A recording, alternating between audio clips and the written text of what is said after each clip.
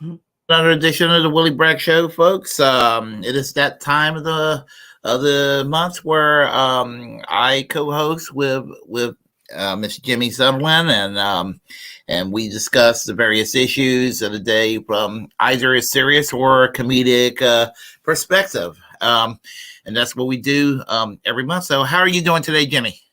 I'm good. I got some good sleep in last night. My friends decided to play video games without me today, so I am kind of sad about that. But other than that, I'm good. At least I got some sleep. So.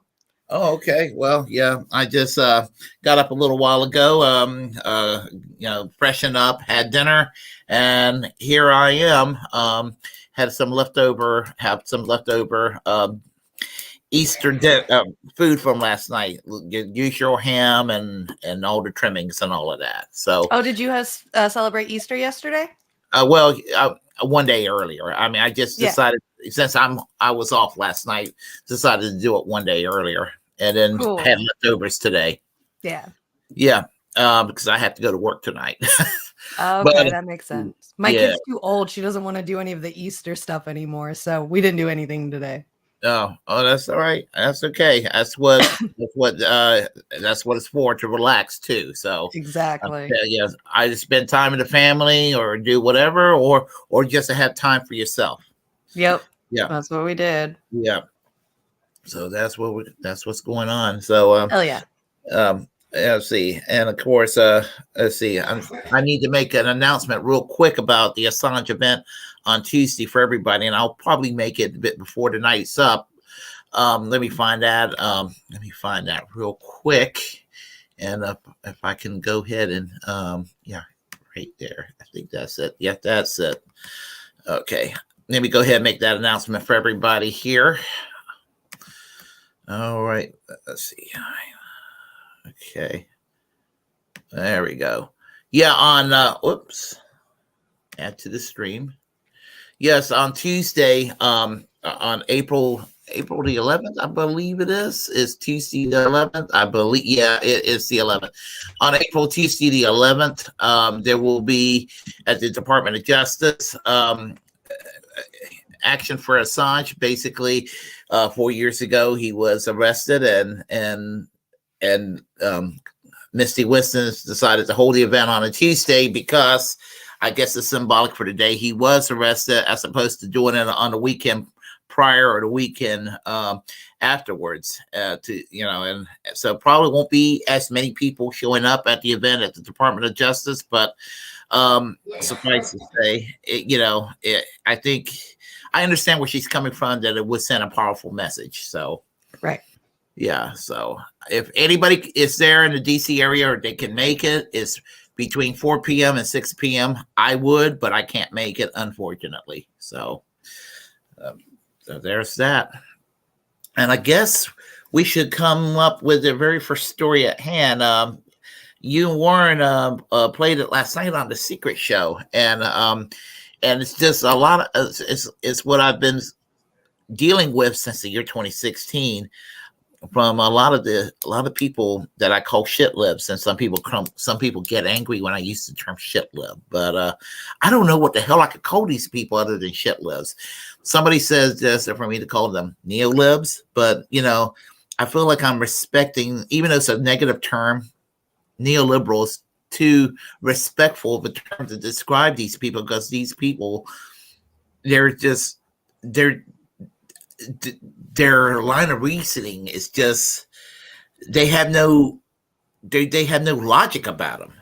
So yeah, I'll go ahead. I think I'm gonna do this. I'm gonna play that video, and I guess you and I will have a discussion about this afterwards. So let me go ahead and do that. Let me start. Yeah. Okay. Hold on a second. Yep, right there it is. Okay. And this is from Due Dissonance, of course. I think our audience are familiar with these two guys. So if they don't, I don't know where they have been. Let's see. Okay. All right. We'll get started right now. One Russell Dobular took his iPhone down to the courthouse here in Lower Manhattan to take in the scenery at the Donald Trump arraignment. So you take it away, and we got some video we're going to play. Okay, so I went down there, and they basically separated the MAGA people from the lock 'em up people. So it was pretty peaceful. It wasn't anything crazy. But I was very curious what would happen if I asked people if they thought George Bush should be arrested, people of all political stripes. And what I found very quickly, I can't say to my surprise, although the vehemence I got was surprising. The libs went crazy when I asked that question. They went completely batshit. And when I asked conservatives, when I asked pro-Trump people that question, it ranged from yes to no, and I'm going to talk to you about why. Nobody went crazy. Once again, this is, should George Bush be prosecuted next? Right. Right. Should George Bush be prosecuted? So I think this video, and I'll have a lot to say about it as we go, it demonstrates everything that we've said on this show over the years. It demonstrates everything that this show has been about. We cannot work with these people. We need to distance ourselves from these people. We need to scream from the rooftops.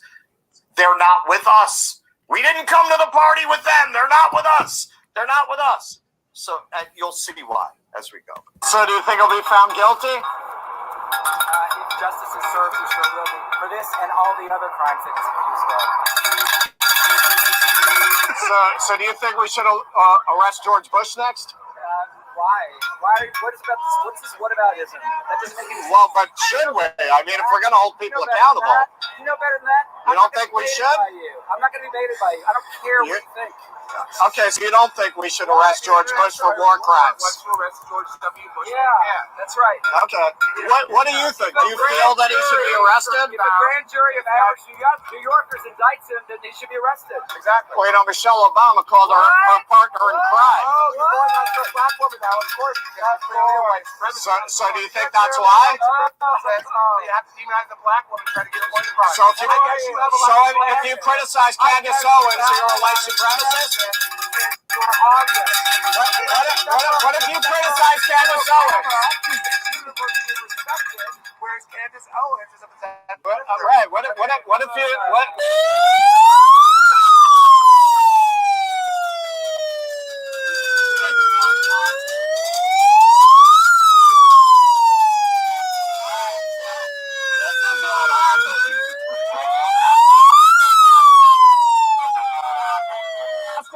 Questions. They cannot.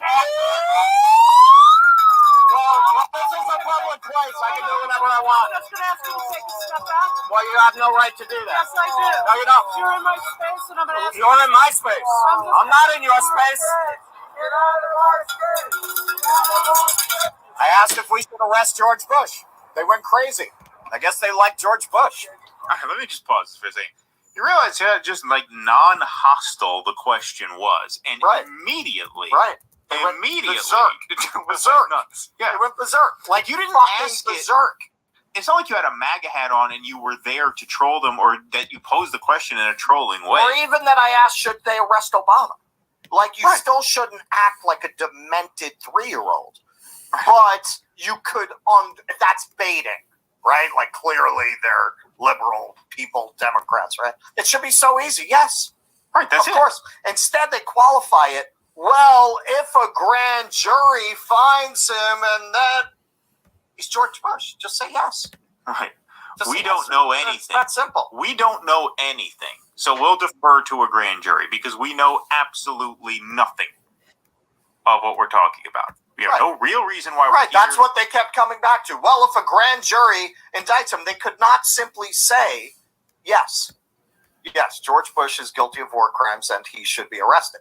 And yet, they felt passionately enough about Donald Yes, Trump George getting Bush is arrested guilty of war for crimes and he should be payoffs to a arrested. porn And star. yet, That they right, felt dragged the exactly banners enough down to the about courthouse, and they're standing out there ringing cowbells like an idiot over that. But you ask them, well, should George Bush be arrested? Well, he danced with Ellen, so no. Right, exactly. Michelle Obama likes him, so no. And if you mention Michelle Obama, you're a white supremacist. Are you guys Republicans? Are you Republicans? Like, why do you not want to arrest George Bush? You know what? That sounds smarter than you do. So, do you think we should arrest George Bush? No answers on that?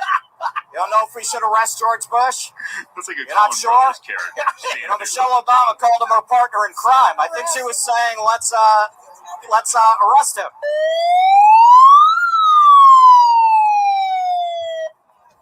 Are we arresting George Bush next? I hope so. He's guilty of war crimes. Do we care about that? Do you feel George Bush is guilty of war crimes? Hang on. All right, so she's a MAGA person, and I don't in any way want to be deceptive. Like, look, she was nice. We had a nice conversation. She's a birther.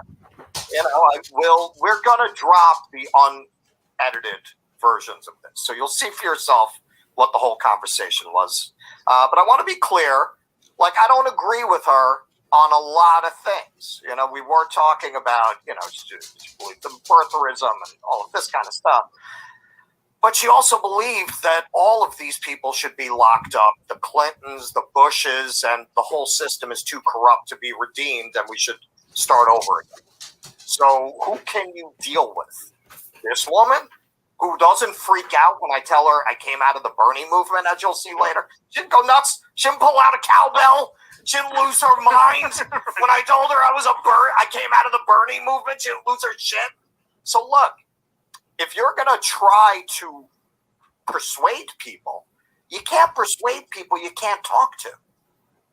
This woman, maybe you can't persuade her, but it's possible. Those people across the street, you might as well try to persuade a Scientologist. That's what you're dealing with. You're dealing with people in a cult.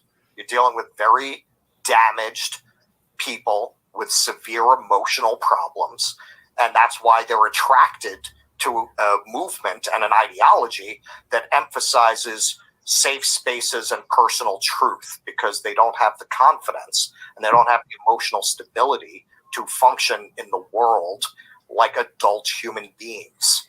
Yeah, but oh man, yeah, actually, yeah.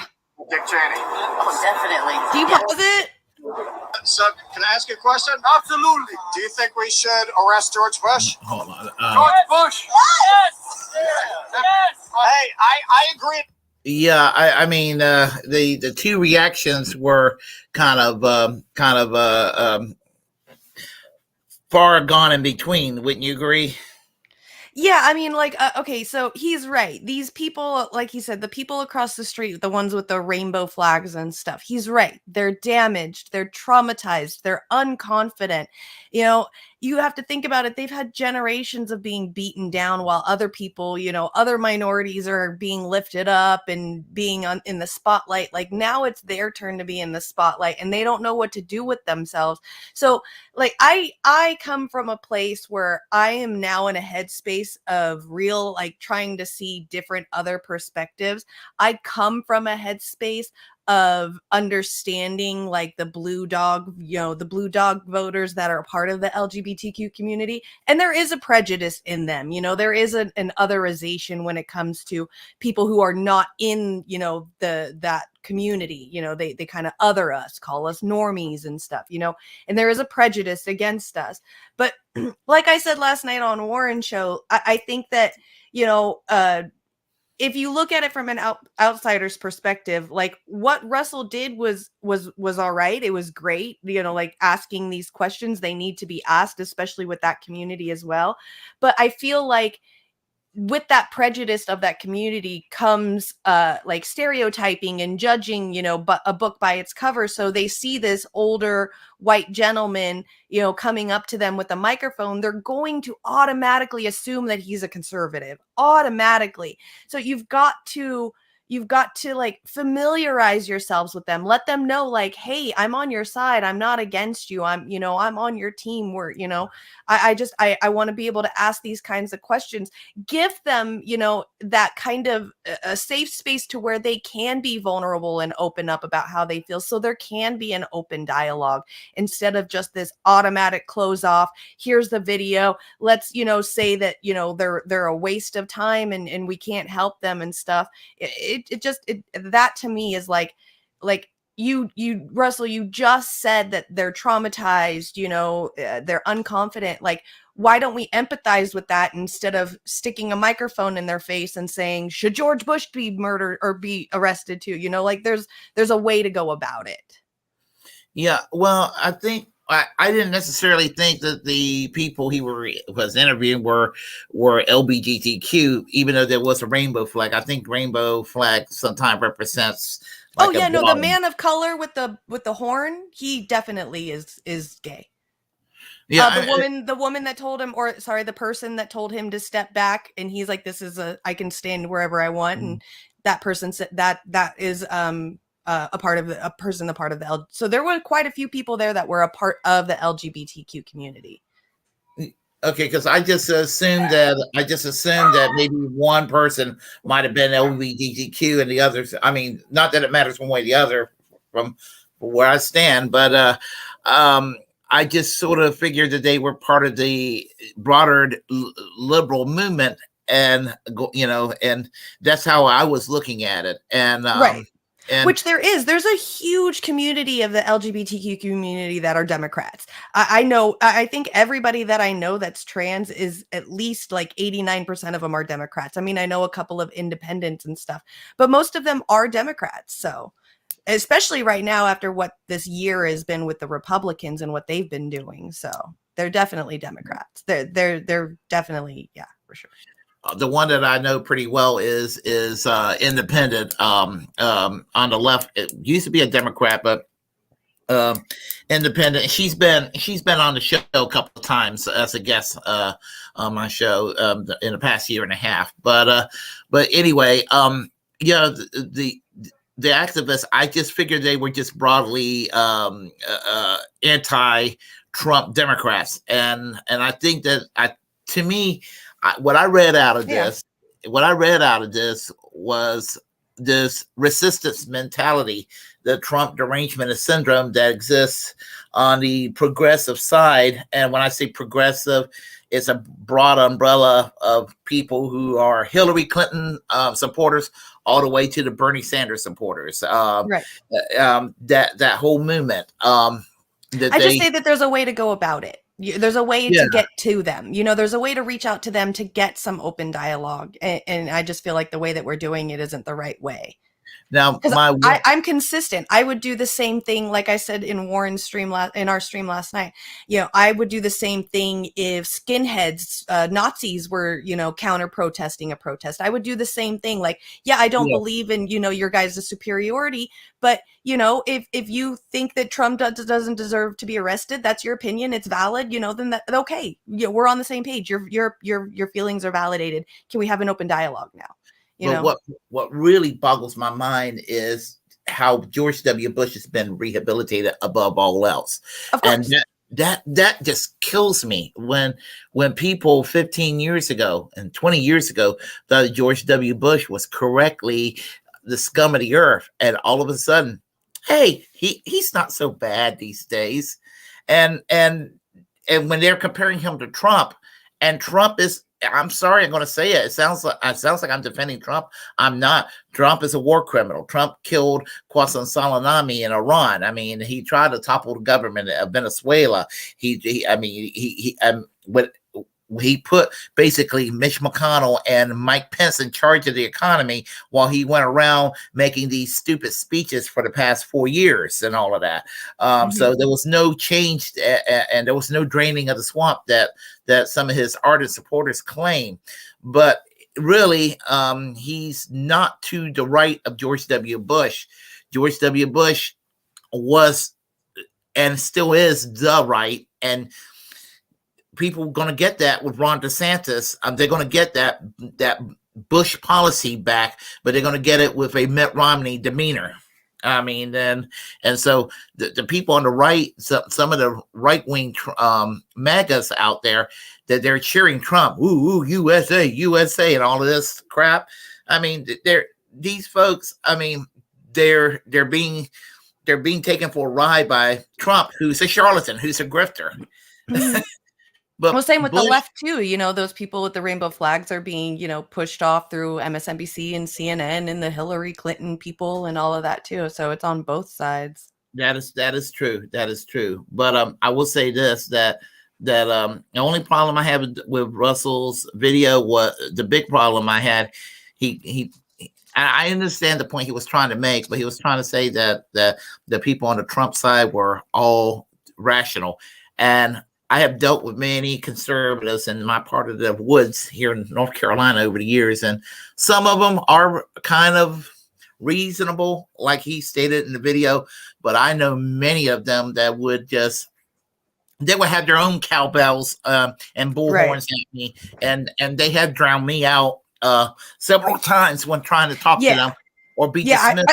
I haven't seen the conservative part of this video when he went out to the conservative. So I'm pretty interested to see how this goes, because I mean, I have conservatives in my family. Like, I'm pretty sure every time I talk to them, I hear the N word with the hard R. So let's see how this goes. Oh yeah, we'll let it continue here. He talks to this woman that's a birther and all of that, and so we'll play it. Very time with that question. George Bush committed a crime. Yes, absolutely. All right. Whether anybody who commits a crime in the U.S. should be arrested and prosecuted. Now, whether he committed a crime or not, I don't know. I haven't heard, but I'm sure you're probably going to tell me he committed Mars. Maybe he took the line up there. The part of Mars they call Iraq, maybe. He committed a crime in Mars. Do you feel that George Bush should also be arrested? Hang on. No. All right, so they're Trump supporters. There's an earlier part of this where I did get them saying that they don't think that Donald Trump should have been arrested. So yeah, this is the Trump side of the park. They basically divided Collect Pond Park across the street from the courthouse. It's a MAGA and Blue MAGA. And blue MAGA, exactly. Red MAGA, blue MAGA. That's exactly how it felt. But I wanted to show this because later on, you're going to see I have another encounter with psycho blue MAGA people.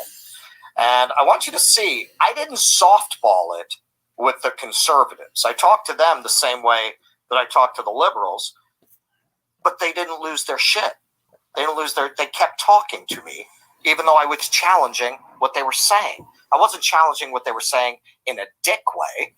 I was having a political conversation. And I will tell you something else. And you can see some of that in the other footage that we put out. You know what was happening on the MAGA side? And I'm not saying ideologically, I agree with them on some things, not on other things. There was a lot of conversation going on. There were a lot of people standing there debating charter schools versus public schools. And on the other side, there is no conversation. On the lib side, there was no conversation, because how can you have a conversation when everybody's supposed to agree on everything? If you do have a thought that might be original, you'd be afraid to express it, right? Maybe you get cast out. Right, exactly. So there's no talking. There's only emoting. That's right. It. There's emoting, but there's no talking. Exactly. All right, here we go. Also be arrested. No. Why? Why should do anything? Well, you don't feel he committed war crimes in Iraq? Doesn't mean he should be arrested. You don't think people should be arrested for war crimes? He didn't commit what war crimes? Ordering torture, that's a war crime. They're not ordering torture. Well, he did, though. I mean, we know that they tortured people in Iraq, and he signed off. How do you know that? I mean, that's a matter of record. That's not even a matter of Show debate. it to us. Show it to us. What's that? Show it to us. I mean, you have the Googles, right? You can go on the Googles. I mean, it's not.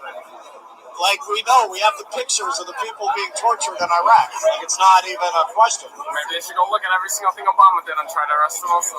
Well, hey, I wouldn't argue with that. Maybe we should go every single person here. Every single person should. They should. War crimes aren't decided. Right here, every single person, and maybe try to arrest them. Well, no, I mean, I don't think most people have committed war crimes, do you? Maybe yesterday someone here was speeding. We have to go get him a ticket. I think the cops right now should check every single speed camera in New York City and try to find every single person. So would you compare ordering torture in a war zone to speeding? No, but the point is that we're not here to look out for people. If someone does something, especially a former president should try to arrest a former president. Do you feel that George Bush should be arrested? George Bush? I don't give a fuck. We're here today celebrating. It's not about who else should be fucking arrested. Apparently, our system of justice has attempted in some way to hold someone accountable for crimes they believe they have evidence for. So let's let the system work. If everybody thinks it works so fucking well, let's see if it works. So let me... It's just some kind of weird thought experiment you're doing with an agenda. See, right here, starts to lose her shit. I'm not... Okay, so... You're not entitled to our time. All right, so let me just tell you something. The only... I'm actually on the left, but the only people I've asked this question who reacted this way were people on the liberal side. Nobody else I've asked this question has reacted this way. You seen the light now? You're away from Bernie yet? Or you're still a socialist? Well, I'm a democratic socialist. Okay. Yeah, there we go. But on the other side there, I asked them one question. I asked them if they thought George Bush should be arrested. And now they're the left over there on the other side. Right, I asked them the same question I asked you. They went crazy. They were bringing cowbells. They're blowing bullhorns. Because they're insane. Look at this. Look at this. So do you feel this is good for the left to be presenting themselves this way? Well, yes, but they're protesting too, and they didn't behave that way. I asked them if they thought George Bush should be arrested. That's what triggered this. And it's the second time today that I got this from people presenting themselves as being on the left. So something I often say on my show, which is a left show, this is not good for us. We need to distance the left from these people and explain we're not with them. So, there you have it. There you have it. Well, let me quote him. So there you have it. Yeah, no, Yeah. see, I agree with him on like the insufferableness of those people. Definitely now watching that part, definitely insufferable. If those people on the left really actually knew why he was being indicted, they would probably be on the right side anyway, because he's being indicted on something stupid instead of actually something important, kind of like, I don't know, tax fraud, real war crimes, which the government's never going to get him for war crimes anyway, because if they get him for war crimes, they got to get all the rest of the presidents for war crimes. So they're doing, hush money payment, which is pretty much a misdemeanor anyway. And, time has already been passed. Anyways, I agree with him on the insufferableness of the people. Abso-fucking-lutely. 100%. Yeah, and you just hit the nail on the head about that. I mean, in fact, I don't think nothing's going to happen to them. They're trying to find anything and everything they can, and it's a waste of time because there are things you can go after him on, and I am for going after him hard on things he should be, charged with. But if you do that, you're going to have to go after a lot of other people, which I'm for. But so yeah, I mean, if it means taking down a whole lot of other people and putting them behind bars, I'm okay with that, and because I'm not a hypocrite, but I'm not going to look at Trump and because he's obnoxious and think, well, because he's obnoxious and he triggers me at these speeches that he makes or what he says on Truth Social. We're going to go and try to drag him down. I'm going to paraphrase Kyle Kulinski. He played a video by Ben Shapiro endorsing Trump in 2016. In 2020, in 2016, Ben Shapiro said he didn't support Trump. and he gave his all the reasons why. And it all boils down to he didn't trust Trump, and he actually thought that Trump was too liberal in 2016.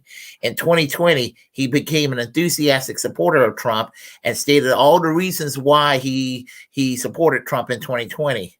And to sum up what Kyle Kalinske said is that Ben Shapiro supports Trump for all the reasons I hate the guy, and everything that he complains about Donald Trump currently are things that I'm kind of okay with. I love the mean tweets.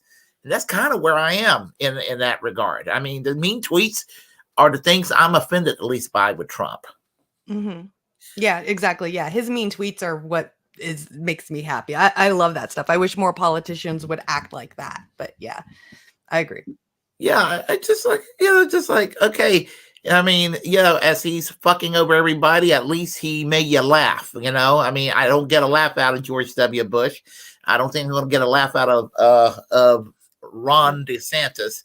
And I'm trying to make the hashtag Ron DeGroomer stick because, because if he's going to go around calling his political opponents groomers, and I'm going to try to make it stick when I found out about his past as a teacher. So, right. Yeah. So, there's a little more to the video. I'm trying to think. Let's see.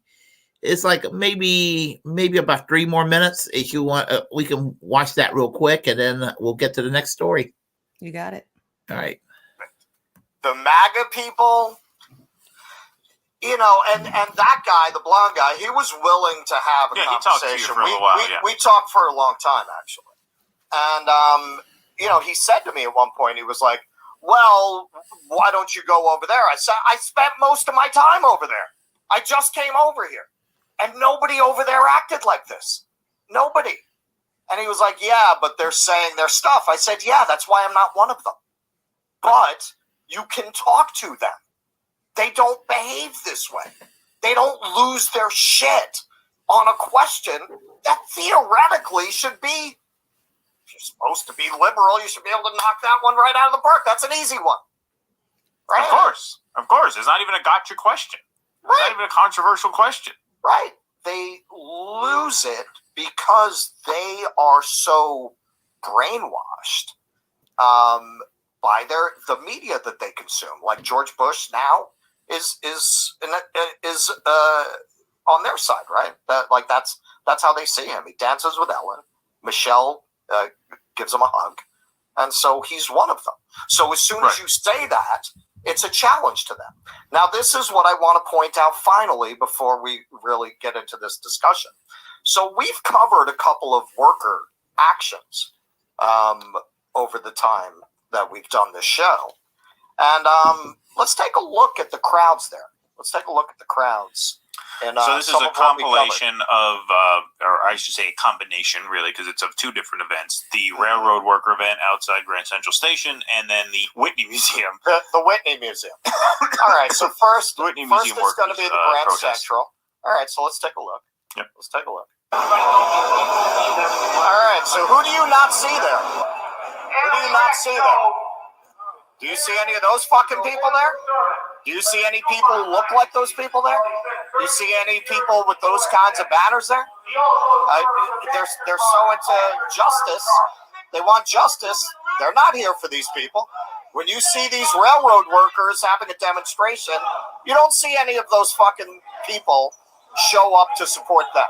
With the cowbells and the horns. So maybe you might be saying, well, they seem more artsy. They seem more like artistic people.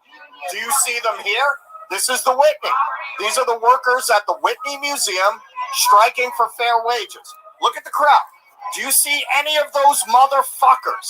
Anyone who looks like they come from that school of thought? Do you see any of them out there to support workers? They don't give a fuck about workers. They are out there to virtue signal. They are completely brain damaged from the media that they consume. They are very deeply emotionally troubled people, and we cannot allow them to hijack the name leftist. They are not leftists. If they were, you'd see them at these things, and I might have half an ounce of respect for them.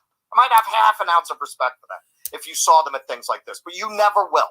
You never will. That's not the last video I'm going to do. Now I got blood in my teeth, man. When I go out at these events, now I'm going to ask them, have you ever gone to a strike? Have you ever supported a union? Do you know who Chris Smalls is? Do you know who that is? How do you feel about the Amazon workers? I'm going to start going out and asking these liberals at the kinds of things that attracts them those questions. This is part of our problem as a left movement. We have allowed these people to jump in front of the cameras and represent themselves as us. They are not us. They are not left. They're not even really liberal. They are basically right-wingers who don't hate gay people and are for abortion rights. Other than that, they are fundamentally right-wingers, and in many respects, they're much further to the right than what we call right-wingers. Because one of the most common things that I got from these MAGA people when I asked them, why do you support Donald Trump, or why do you feel he shouldn't be in jail, or why do you support him? Have you ever seen him did he start any wars?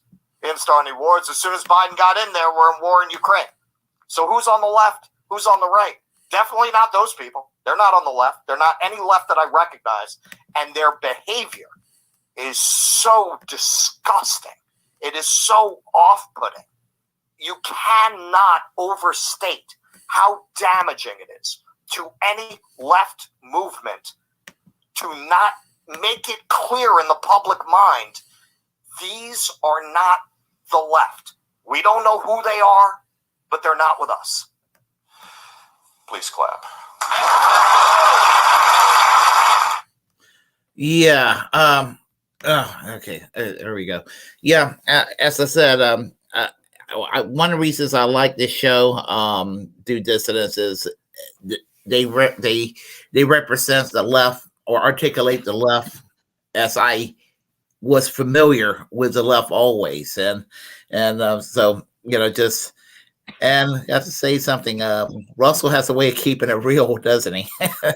Yeah, I mean, in a way, I really love the way that he comes at it. Very blunt, very honest, to the point. I'm more empathetic a little bit. So, I really enjoyed what he did. The only thing I didn't really like, I guess after watching the entire thing, was the otherization, the whole, like, we need to separate ourselves from the left wing because, they're like a brick talking to a brick wall and stuff. Like, I feel like the only way we're ever going to be able to get something like France is if we all figure out a way to come together, So, but I really enjoyed it. That was really, really good. Yeah, actually, it's probably one of my favorite videos from Due Dissidence, and as I said, is one of the programs I kind of watch on, or one of the ones I watch on a regular occasion, all the time. So, let's see here. I guess we should go with the next topic at hand. It's called Media Heaven, and it's Michelle. Sorry. Bless you. Misha Pollan is her name, and I mean, I just love the sarcasm of her humor and everything. Okay. So I'll go play that video, and we will, get Who's your Misha? reaction. Misha. Who is she? Misha Pollan. She's a comedian. I think Warren said she's like one of the producers for the Jimmy Dore show. Oh, okay. Yeah. So here she is. Hold on. Uh-oh. Hold on. Hi, Sherry. Hi, Warren. No. Let's see. It's commercial. I had an ad blocker, and I got to go and fix my ad blocker again. So, okay, here we go. All right, let me right here. Hopefully, that's not it. Hold on a second. Here we go. All right. We're going to get that video shortly. No, you're good. I don't know who Daniel Barry's sports highlight is, but in the comments. This should be working now. George W. Bush. You lied your country into war when mountains of evidence proved Saddam Hussein was not responsible for 9/11 in any way. Hundreds of thousands of lives were lost. But you've been forgiven. Get in there. President Barack Hussein Obama. You dropped 26,172 bombs on 7 countries in your last year in office, and your drone program took hundreds of civilian lives. But you are a shoo-in. Get in there. Would love to have a milk with you later.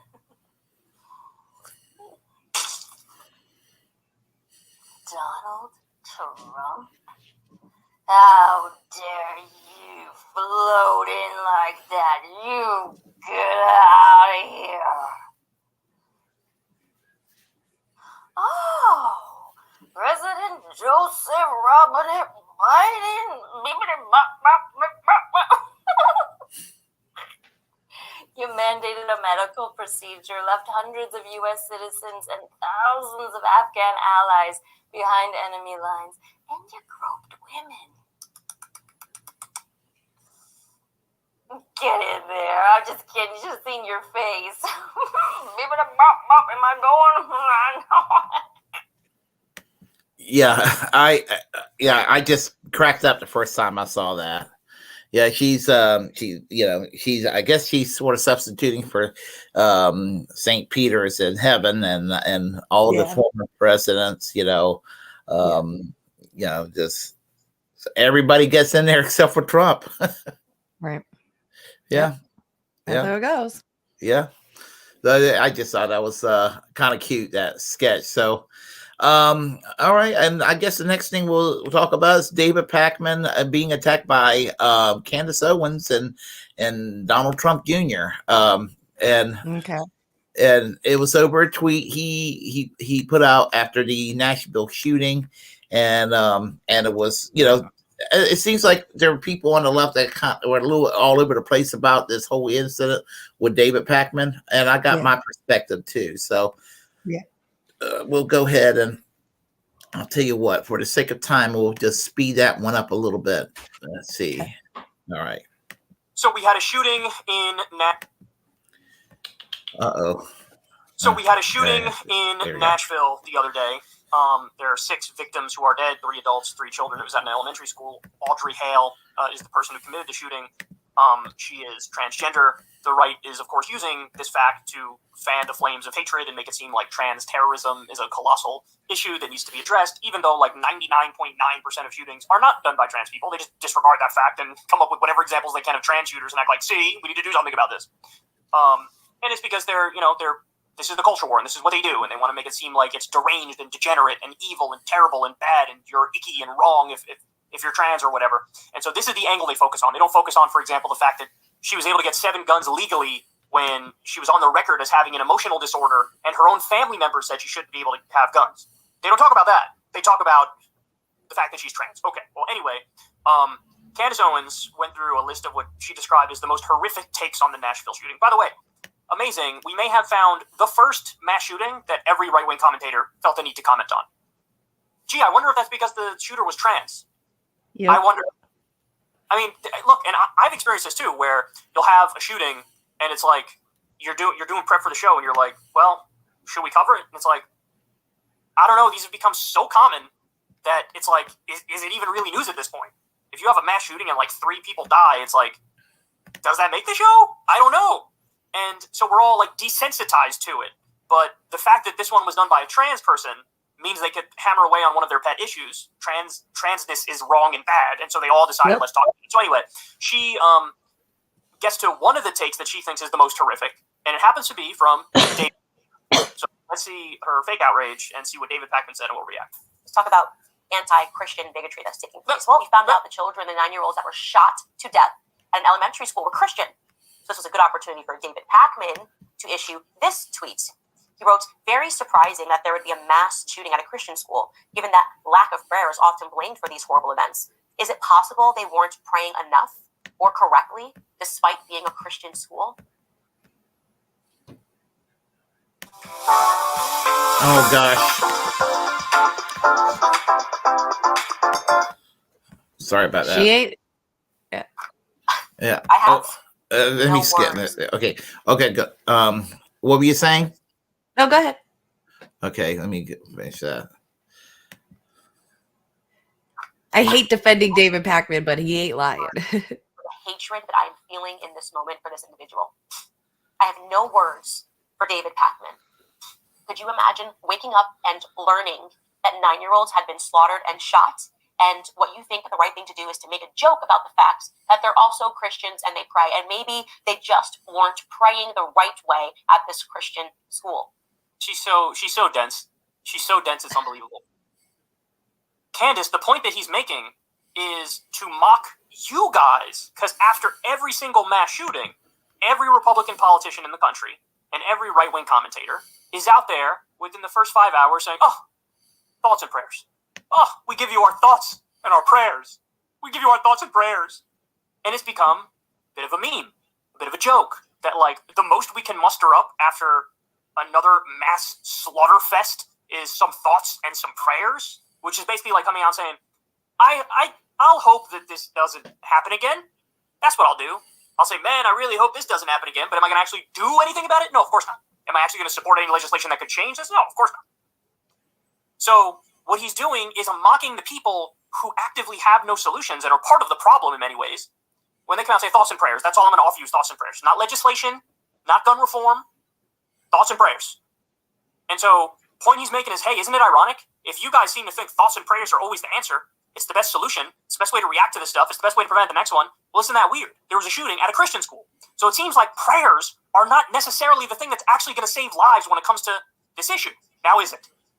Mm-hmm. He's making what is effectively the most benign point you could possibly make in the aftermath of the shooting. Like, okay, I didn't tweet that. Why didn't I tweet it? Because I think it's too obvious, right? Like, it's like a thing. Like, yeah, oh, your guys' solution is thoughts and prayers. Well, how did those prayers work out for you? This was a Christian school. No doubt they were praying, and look what happened. Almost like prayers don't work, right? That's his point is to mock you guys. Oh, yeah. Oh, you were saying something? I was just saying he's absolutely right. You know, just really quick side point too, what really pisses me off is like they're in such a hoopla about this, you know, it's like such a big thing.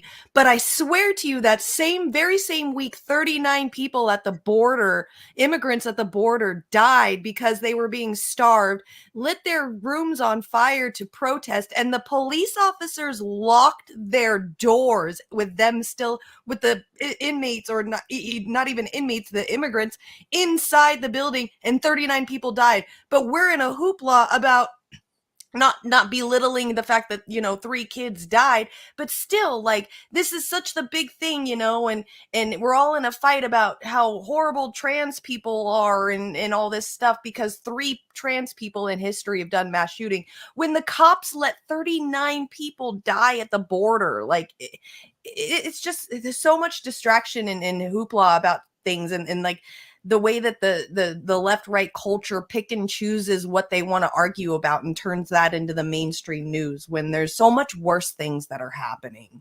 Was Candace Owens also making more of a problem out of David Pakman's words, whether one agrees with it or not, over the shooting itself? That kills me, you know? Right.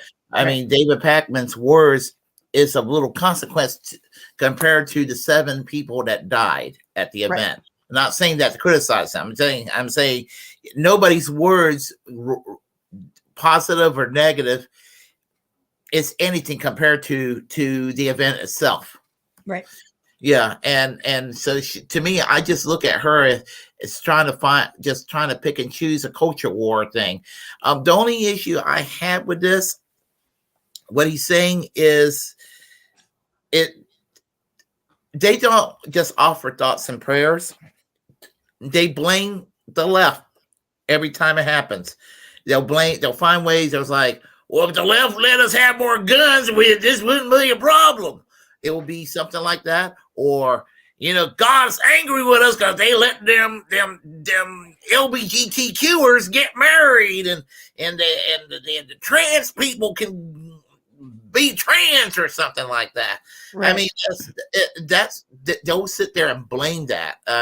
And I can guarantee you that if Hillary Clinton was president, no fan of Hillary Clinton, but if COVID would have happened under Hillary Clinton, every goddamn TV evangelical preacher would have been blaming Hillary Clinton for COVID hitting this country.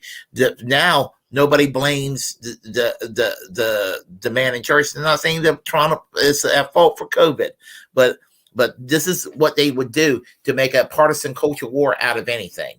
And you know, and I mean, I don't know. That's my only problem with this video. They don't address. He's not addressing that in that regard, but I guess it's kind of obvious that's what they do. So anyway, I'll let them continue because yeah, there's more to it than this. Right over your head. And what does she go? Anti-Christian bigotry. Anti-Christian bigotry. Please spare me. Spare me, man. David Pakman does not have a soul. He doesn't have a soul. And if you think all don't. Sweet, well, he did take it down, but here's why he took it down. Because he's the victim. He tweeted, all right, too many anti-Semitic attacks and threats to my family. I've deleted the tweets. Yeah, you guys, you're actually in the wrong for noticing how sick and how sinister and how soulless he is. So now he's going to hide behind the fact that he's Jewish. No, Candace. His dad was literally getting death threats. That's what. And there's another thing about that. She hangs out with Kanye West, who hangs out with Nick Fuentes, who goes around palling around with Marjorie Taylor Greene. Every one of those folks are anti-Semitic, so she better think about what she just said there. You know, right. Yeah, I got problems with David Pakman. His being Jewish is not one of them. Right. Yeah.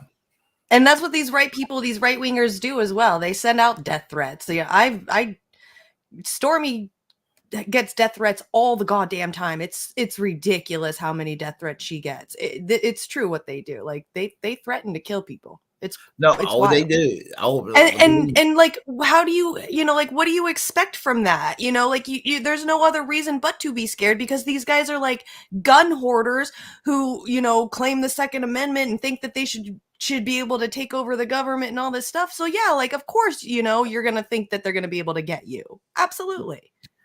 Listen, even prior to doing this program on my own right here 3 years ago, just arguing with people online politically from all walks of life, I've actually gotten death threats over the years online, and I know it's hyperbole. There's somebody in Idaho or in Nebraska somewhere telling me that they could strangle me.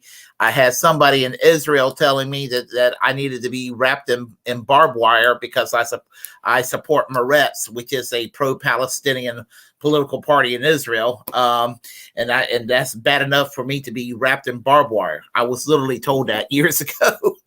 So you get death threats all the time from all sorts of people. I'm no stranger to it. Right. Yeah. And my entire 20s, I grew up in a very small conservative town. So during my entire 20s, all I ever dated was conservative men. And I'm sorry, but I'm almost in my 40s now, and I still am traumatized by how scary those guys were. Like you think that they have people that will follow you and watch you even after you're done dating them. Like I know how scary conservatives can be just in my own relationships with them in the past. So yeah, just getting death threats online, like that shit can be scary, legit scary. Well, I'm not going to mention any names because it would make a lot of trouble for me. But I have a former friend of mine that was me and another friend matched this person up with somebody, and it looked like it was going to work out, but it didn't. And he basically was trying to get all kinds of information on her, and he basically was stalking the hell out of her, and she put out a restraining order on him and everything. So yeah.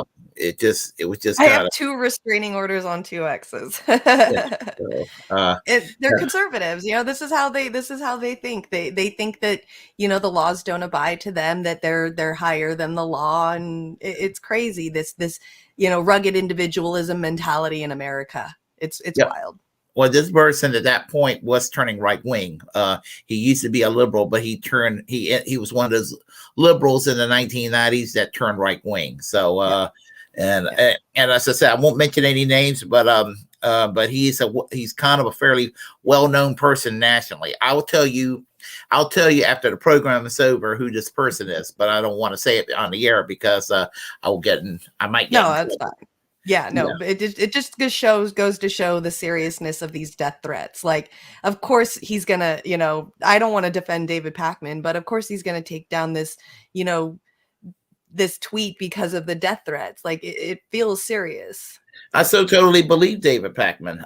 And as I said, listen, David Pakman criticized me about a month ago over one of his tweets. I made a little sarcastic comment about his tweet, and he got kind of snarky with me. I wasn't mad at him. I just thought it was funny.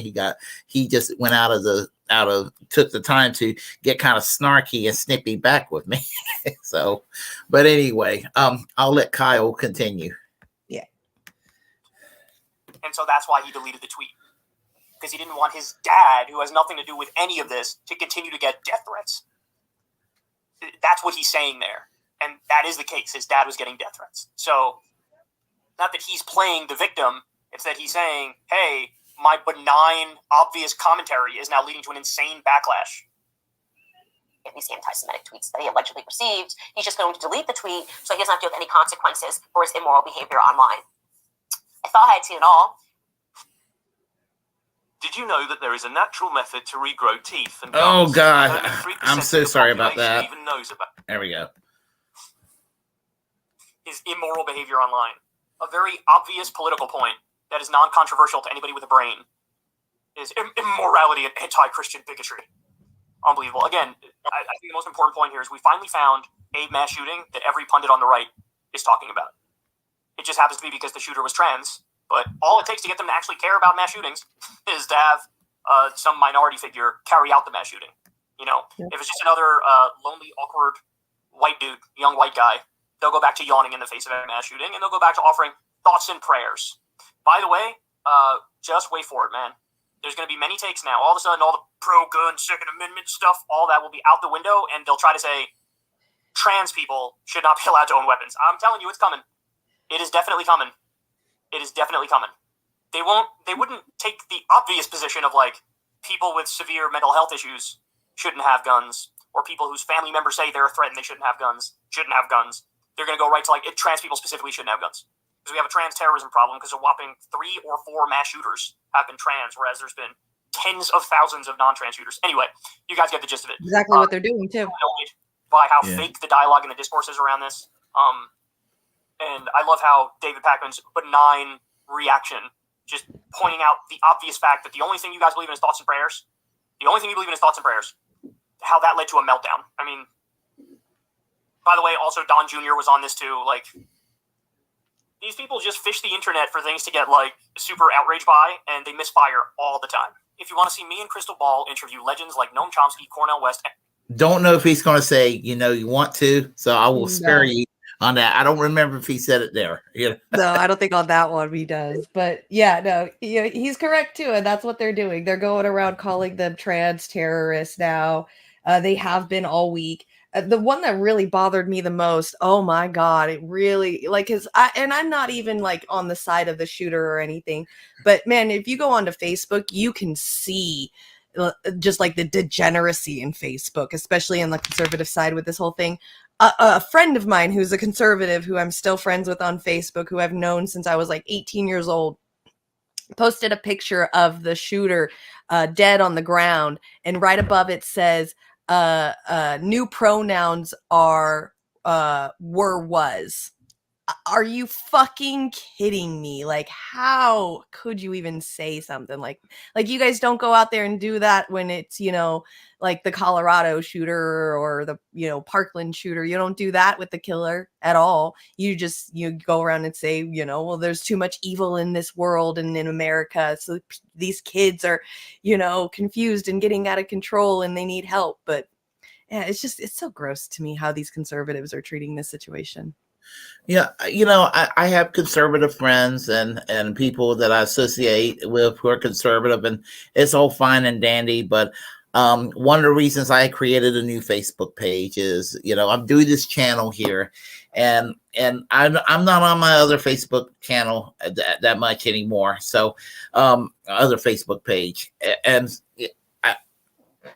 I don't believe in blocking people or canceling people. So It's just something that I don't do unless they become so belligerent and all. But with regard to dealing with some of these folks, that's one reason I created my channel, my new Facebook page a couple of months ago. It's like, well, I don't want to have to deal.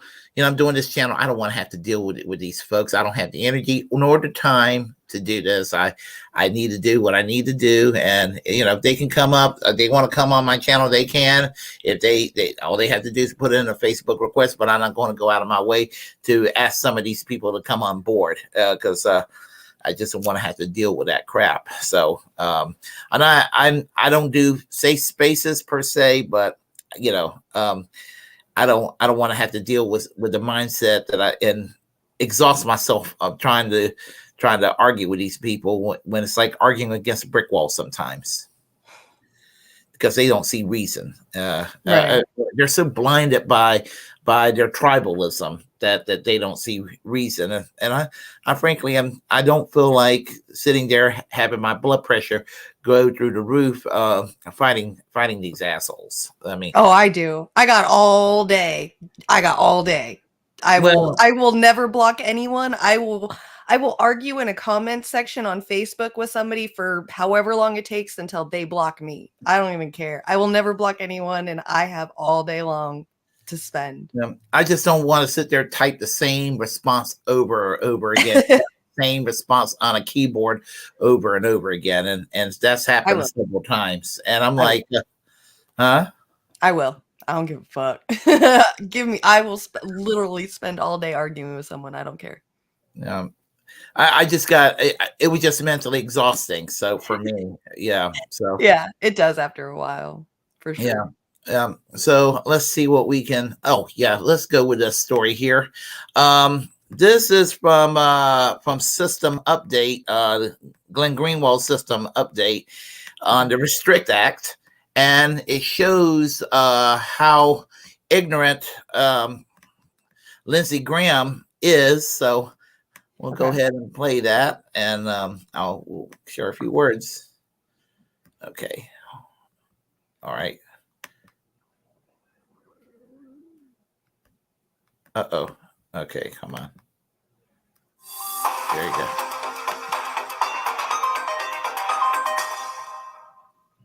I wanted to show you a interview that Lindsey Graham did, the Republican senator from South Carolina, with Fox News host Jesse Waters. Earlier this week, Lindsey Graham is actually a co-sponsor of the Restrict Act, and Jesse Waters confronted him about the fact that Lindsey Graham and his colleagues are claiming to Americans this is about banning TikTok, but in fact the bill extends far beyond that. Watch what happened. I don't think I support the Restrict Act. You don't support this because you were named as one of the supporters, because this is garbage. Is this the one with John? There's two bills out there. One allows a review of businesses that are connected to China, give the secretary the ability to protect their data. Is that the Restrict Act? We got S686 right here, March 7th. Mm-hmm. And we got a bunch of Republicans supporting it because this thing is crazy town. You don't want the government looking into your private phone. No, I don't. If they have a hunch you're colluding with the Russians, we remember how that turned out. Right. Yeah, no, well, the Constitution trumps a statute. So let me come back and, give you a better explanation. Here's the problem as I see it. China is the parent company of TikTok, and my nieces like TikTok. I don't mind them using TikTok. I just don't want the Chinese government to seize all their data and manipulate the information America sees for political purposes. China is helping drug cartels in Mexico. China is not a friend. Chinese espionage is an all-time high against American business interests. So I want to push back against China, but within a constitutional framework. You're right about that. So you made these allegations, and I'll come answer better next time. Yeah, well, I mean, because on Congress.gov, you're listed as one of the co-sponsors of this thing. Maybe it's like Fetterman when your chief of staff does all your work for you. But, Senator, you got to go back and talk to these other senators about this. this thing is nuts, and it's going to get abused like it always does. So we got to clean this up. So, yeah, I'm definitely going to push back against China being able to steal your data, but I want to do it in a constitutionally sound manner. So the problem is real with China, but the solution can be more damaging than the problem. Is sort of what you're telling me. Don't That's push what you're back telling me. on the United States citizens. Yeah, no, I for understand what something you're saying. China's doing. All right, I totally get that, and constitutionally, we can't do all the things you just said. So let me get back with you, but let me just get back with me because you co-sponsored it 2 days ago. Okay. I mean, pick your poison. Either Lindsey Graham co-sponsored a bill, the contents of which he was completely ignorant of, has no idea what's in this bill. I guess you can believe that if you want. Or they were attempting to enact a bill that is a huge power grab and didn't want the public to realize they were doing that because they had the public so worked up over the evils of TikTok through a campaign financed by Facebook and over anti-Chinese sentiment. That's your responsibility as a citizen, is to not allow them to do that to you. That even if you believe China's a threat, even if you hate TikTok, be very careful with these people when they start trying to speak to you as if they agree with you and start demanding powers in the name of protecting you. So often, that is how we got many of the worst abuses that we continue to have to confront and fight against to this very day.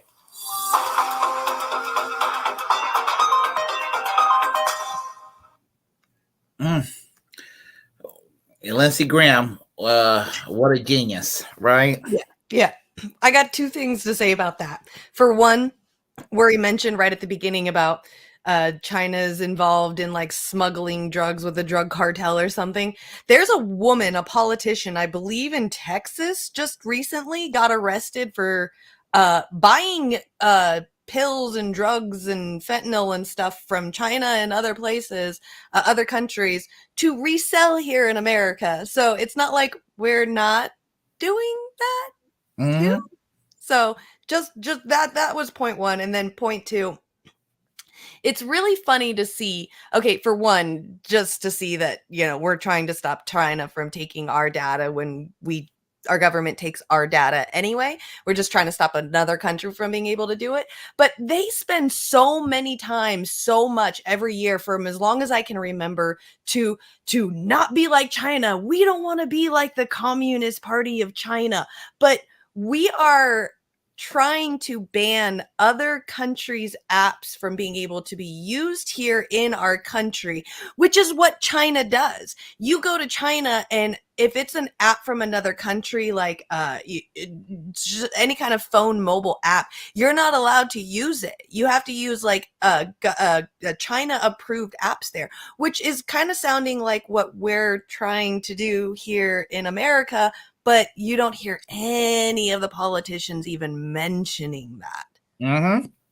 Yeah, it's okay when we do it. In other words, that's their mentality, right? And yes, Newt Gingrich, Lindsey Graham is a co-sponsor of that Restrict Act. Anything that Lindsey Graham's fingerprints are on is toxic to me as far as I'm concerned. So that in itself is a good reason. Anything that he's going to be in favor of must be a bad piece of legislation.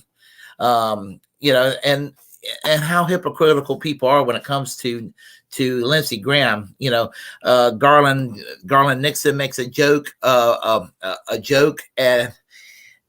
that obviously makes a parody humor. His channel, his account gets taken down on TikTok, but Lindsey Graham will go on Twitter and talk about, killing people in other countries. No big deal, and this guy, I mean, there's not a war that's around the world that he doesn't want to get ourselves bogged down into. And there's not enough spying that goes on in this country. And there's not enough defense contractor dollars that can make him happy. I mean, he is absolutely everything that is wrong with Washington, D.C. politics. Why do people of South Carolina keep voting for that clown is beyond me. I know. I have no idea. Oh, my gosh. Yeah. Oh my gosh. I guess name recognition probably is what it is. That's why a lot of people vote is off of name recognition. Yeah. Oh my. He just got busted up there. He ended up looking like a fool. I mean, here I am. I'm defending Jesse Waters from Fox News. I'm not supposed to defend somebody from Fox News, but he politely made Lindsey Graham look like a damn fool, for which he is. Yeah. Yeah. I want to know how Mitch McConnell still has a job. Like, why do people keep voting for that guy? Have you ever seen my impression of Mitch McConnell? No, but is it a turtle? I wish I had gray hair right this minute, because imagine, just pretend for a moment I have gray hair. Okay. Mitch McConnell. Asshole. That is really good. Oh my god. You just got to add the turtle to it. And get that bottom teeth. That's creepy as shit. Corporate workers fine. Don't do anything to help the American people, whatever you do. Yeah. He's so gross. Oh gosh. Yeah. He Mitch McConnell. Yeah. Let's see. I love watching. I mean, I hate it because it's just always, but I mean, at least it's consistent, the hypocrisy of our government, man. I swear, I just keep finding out more and more things. It's like, we want to get people in trouble for certain things, but we ignore it when it's our own selves. And it's makes me so angry. Yeah, absolutely. These politicians are the pits. I just wish they'll all get voted out. Just one big just sweep them all out of there. Yeah. Like everybody says, the majority of them are over 70. So hopefully they'll just all die off soon, but we'll see. Yeah. Now, Medea Benjamin, I met in October at the Assange event. I met her again briefly at the Rage Against the War Machine, and I actually had I thought I had the camera aimed, but my hand was in the way. When I was talking to you, it was in front of the camera lens, and so sorry about that. But I talked to her ever so briefly for about 3 seconds at the event. So anyway, she's been blacklisted from MSNBC. So I'll play you that segment from the Jimmy Dore show. She's being interviewed. So here we go. All right. Oh gosh. Sam, did you write something? I am so sorry about this. I had my silly ad blocker taken care of a while back, and I'm having issues again. So no, you're good. Yeah. Okay. Okay.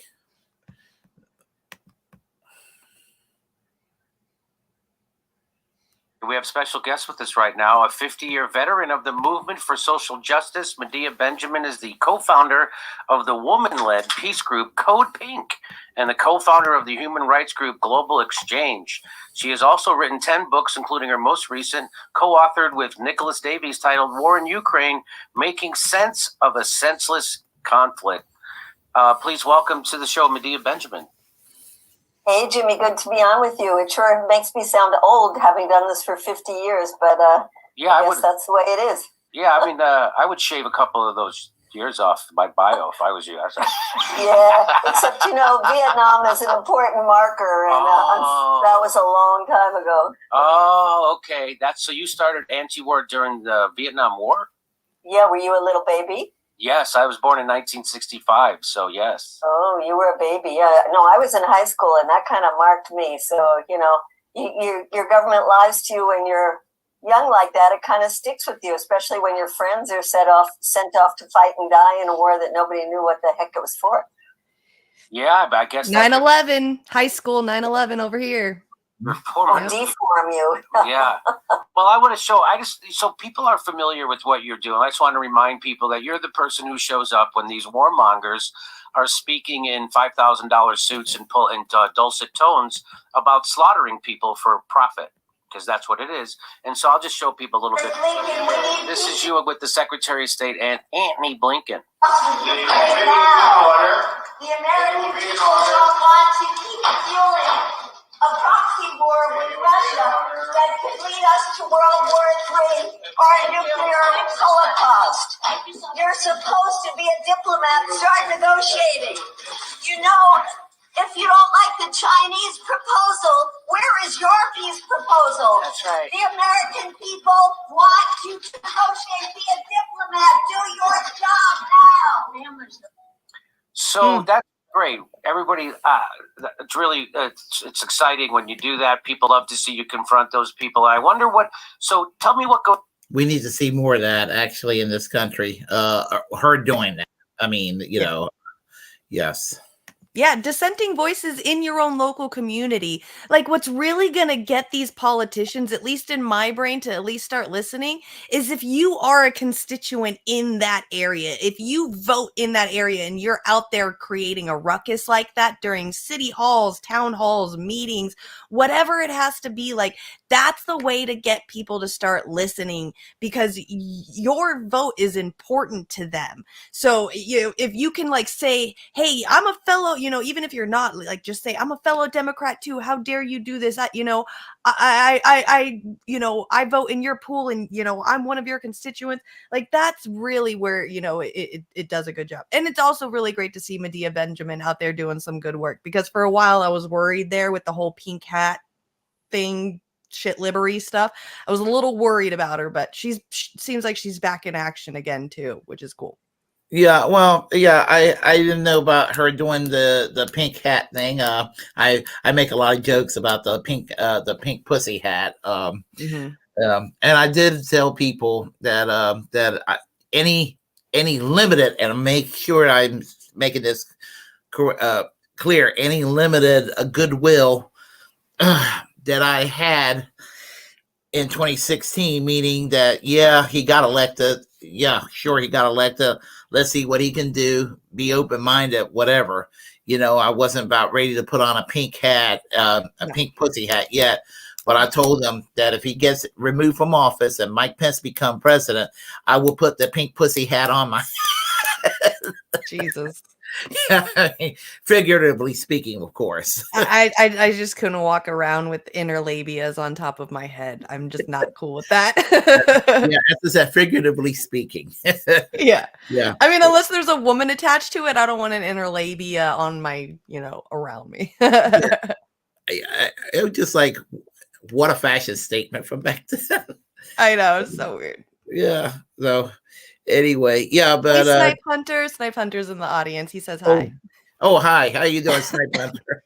So as I said, it's great to see Code Pink in action again. I almost forgot about him until the Assange event in DC in October, and it's now kind of nice seeing them around, hearing about them again. Seems like for many years I wasn't hearing from them, but of course that's probably my fault. Maybe they were obviously doing work. I just wasn't paying, I guess, the attention I needed to be paying. But kudos to Medea Benjamin. Yeah. Okay, I'll continue. What goes through your mind when you're doing something like that, and what do you hope to accomplish? Well, I get so angry when I go to these hearings, and it's not just Secretary Blinken, it's also the Democrats and Republicans. Instead of grilling him on saying, where is your peace plan? Because after all, he's supposed to be the number one diplomat. They said him, why aren't you sending more weapons? Why aren't you sending more faster? I mean, he might as well be in the Defense Department, because basically, he's an appendage of the Pentagon. So what goes through my mind is, where the American people have to stand up and say, we want diplomats, we want peace talks, we don't want to keep this slaughter going. So every time I get up there, I kind of channel how crazy these people are and how much we need to be a voice for sanity when the vast majority of the Democrats and Republicans are so mucked up with this military-industrial congressional complex that all they want to do is just fuel more wars. Do you think that What do you think the people sitting around are thinking when you're doing a protest? Well, some of them are thinking, oh, what a nutcase, get her out of here. But, there was, in that particular one, there was a family in front of us. And later on in the day, I was sitting outside after we got released from jail. And there comes the family. And the guy came up to me and said, we're from the South. I brought my kids to see DC, and they were so bored until you got up and you started yelling at the Secretary of State. Then they perked up, and now they're all excited about, what they can do, and they want to be activists too. So you never know who you reach in these things. Wow, that's encouraging. Well, so exactly. Make politics fun.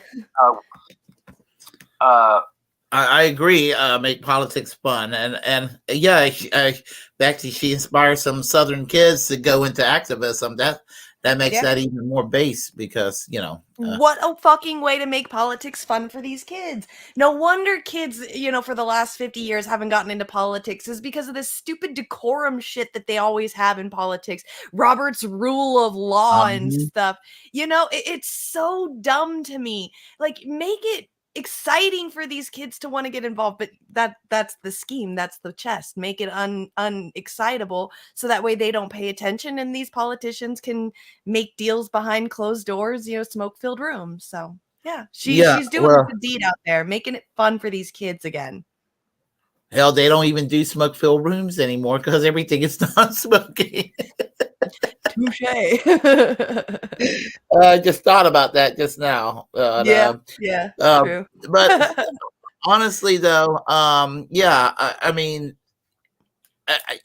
our you're a millennial. I'm even my Generation X and certainly Generation Z's. Which probably my generation, some of the older Generation X people are in a little bit better shape than even I am. I'm sort of the middle age of Generation X. That people who are on the younger side, they have not seen government doing a lot of positive for the American people, and so they're just naturally cynical. So an action like what she did was very encouraging. I just thought about with this conversation, I just came to that realization there. So yeah, good work. Medea Benjamin is like a lot of us millennials. A lot of us were either in high school or going to high school or graduated from high school when 9/11 happened. I mean, I graduated high school in 2003. I've personally seen plenty of my friends going off to war, and I've personally seen a couple of my friends coming back with a lot of PTSD. I've seen my own cousin in the middle of the night sleeping on my couch screaming like he's in war in his dream, taking cover and having to worry about his fellow soldiers in his dream, like saying things out loud while he's sleeping. So, we've seen what it does, just like what, her experience where she got involved during the Vietnam War. Like, if America keeps doing this stupid ass shit, like every generation is going to get tired of it, just like ours is getting there. And her generation has been. Well, my high school story is this. When I was in the 11th grade in the United States history class, we had a debate over Contra aid in Nicaragua and the Sandinistas. And I took the unpopular position in high school. Yes, I took the unpopular position in high school of taking the Sandinistas' cause. And I'm telling you, I mean, the students in the class were just like, they were just fit to be tied. And for the rest of my life, I will be, there will be people on the left who knows I'm not a tanky, but people outside the left who are familiar with the term, they just, if they're on the right, they just make the natural assumption I'm some kind of a tanky. And so that was my very first experience of being labeled a communist, because I took the Sandinistas cause, because we were worried back then about a war in Central America in the 1980s. Mm-hmm. Yeah. So there's that. And Yeah, to this day, there's been a lot of lies said about Nicaragua, the government of Nicaragua, and everything. And I've talked to people from Nicaragua, and they have a perspective that doesn't jibe with the narrative that comes from Washington D.C. And that's why we have enemies. That's the only reason, is because those countries don't want to do what we want them to do. Yeah, if you don't play ball with the U.S., they will make your life a living hell every time. Yep. Yeah. So, all right, we'll let them continue. How long has it been going? What have they been doing, and what do you guys want to do in the future? When I say guys, I mean women. Yeah, you mean mostly women. I mean, we're open to everybody, but we're led by women. And we started out right after the 9/11 attacks to say, don't use this as an excuse to attack other countries that had nothing to do with 9/11. And of course, we were right then. And we've been ever since saying we've got to demilitarize our foreign policy, use diplomacy. We have to move from a war economy to a peace economy. We have to stop spending now almost $1 trillion that's going to be on the Pentagon, and instead put that money into addressing the climate crisis and getting the American people the health care they deserve and free college education for the students that deserve it. So, we got a big task to do, going up against this octopus with so many tentacles and so many parts of our country and the world. But we're, we do it with a lot of joy, with a lot of love, with a lot of determination. We're hauled off to jail many times, more times than I could tell you. But I think we show people, not only in the United States, but around the world, that there are Americans who understand the terrible role that our government is playing in so many countries around the world. And we understand that here at home, we'll never get the kind of society that we deserve unless we start taking money from that huge pot of gold, which is the military, and put it into people's needs. Just during Trump's administration, they ramped up the Pentagon budget $132 billion a year. That's not one-time payment. That's every year in perpetuity for the rest of the life of our country. Imagine if we spent that $132 billion on anything else. Right? Imagine if we spent that on housing or education or healthcare or homelessness. Or go ahead. Or put it in planes and dropped it down on people's houses. The money, you mean? Yeah. Infrastructure, not bombs, anything. Anything. I mean, there was a great study that was done by the University of Massachusetts that even looked at the job creation, because, we're told, there's so many jobs that are created by the military because they make every little piece of their weapon in another district. And this study showed that you could so many more jobs by putting that money into education, into healthcare, into green jobs, whatever. So, it's bad for the people. It's bad for the climate. It's bad for the world. And we've got to find a better way, a more effective way to come together to say, stop increasing this insane military budget. And so the worst way to create jobs is to spend it in the military. It's the least efficient. It takes the most money to create the least amount of jobs. And that's that's right. Yeah. And of course, it creates a lot of billionaires, and you see the mansions around. You come to DC every once in a while, Jimmy. It was great seeing you when you were there. But take a little ride around the area, especially in Virginia, and you just see mansion after mansion after mansion, and so many of them are people who have their mitts in the Pentagon budget, who get these enormous contracts. And it makes a small sliver of the society very wealthy, and they have to always find an enemy, and of course Russia, and then they have their sights set on China. But for the rest of us, it's a pretty bad deal. Isn't the wealthiest zip code is right outside is DC, right? Because it's all the defense contractors and all those people. That's why you would think it would be maybe Silicon Valley or Manhattan or something like that. I thought it was Silicon Valley. No. Oh. No, it's right outside of DC. It's the Virginia suburbs right outside of DC. And, they've moved all their headquarters there because they want to be close to the people who give them the money. And this vicious cycle of the lobbyists that pour the money into the election campaigns of the people, particularly at these hearings that we go to, armed services, foreign affairs, appropriations. It's an amazing system of bribery that somehow we pretend is democracy and try to export it around the world. Mm-hmm.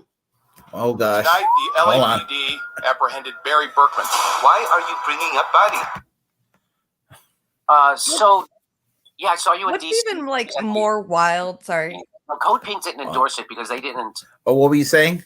What's even more wild to me is the fact that like these guys, these like military industrial complex companies keep getting money from the Pentagon and stuff. And like the Pentagon every year fails its audits. Every year they cannot tell you where the money is going to, which in regular businesses, if anyone was to be audited and can't prove where their money and their stuff is going to, that's fraud. You'd get your business shut down. You'd be done for. But because it's the Pentagon, they're allowed to get away with failing audits every year. Every goddamn year they fail, but they still get free subsidies to give out to Raytheon and Northrop and Lockheed and all the rest of these people, so they can continue making a buttload of money to have these houses.